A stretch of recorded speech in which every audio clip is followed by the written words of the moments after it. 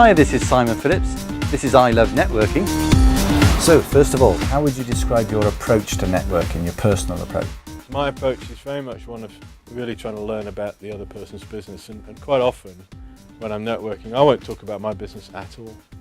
And that's fine, because if I make a good impression, if I learn something about somebody's business, if I find somebody I can introduce them to, refer them on, they're going to turn up and come and try to help me later. And so, I never worry about trying to get my turn, because my turn will come. I didn't really know that what I was doing was networking. It's only in the last few years that I've come across more formal networks, with things like Academy or For Networking, social media platforms like Facebook and LinkedIn and so on. That sort of formalised something that I've always been doing. My goal is to build a network of people who know, like and trust me, and in whom I have similar faith.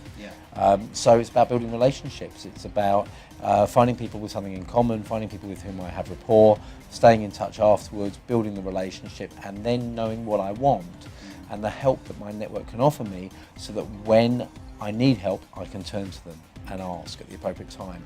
And before that, actually being open to what they want and the help they need and how I can help them, so that I actually invest in that network first. I know some people swear that you should have a strategy and you should go out there with a plan in mind.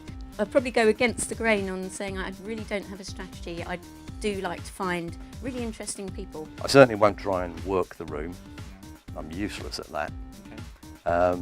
But I will, if I find some interesting people, then I'll spend some time getting to know them, enough to work out whether I actually want to spend more time, perhaps on a Skype chat, or if they're reasonably local to me, with a coffee or something like that. Is it more of a long-term approach, you're building relationships?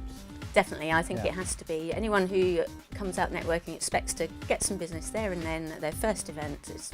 Well, they could be very lucky. Could be very lucky. But, that's not the way it works. When I first started, I probably didn't have any approach at all, other than to get out the house and to meet some other people who were going through the same stuff. But probably as my business has grown and as I've sort of got a bit more, I hope, a bit clever about it, my approach has definitely changed, and now I'm being a bit more strategic about the areas that I go to and the kind of groups that I go to.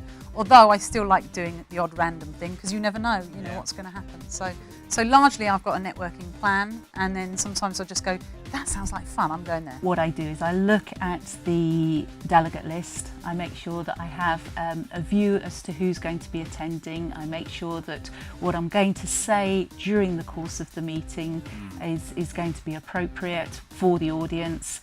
And I look to see some key people that I'd like to meet. The temptation is going to be to just hang about with the guys I know and have a few beers and a laugh.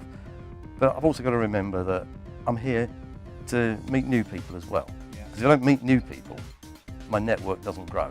The other thing that's quite important to look at is the fact that there will be people that you know in the room that you need to brush past, because networking is about connections and longevity of connections, and brushing past somebody will allow you to connect with them in a very light way. I believe in the Dunbar number, this belief that you can't have more than 150 meaningful relationships. So I try and get better at being proactive with spending time with people I already know. So yes, meeting new people, but actually going back and just choosing which relationships I want to spend more time with.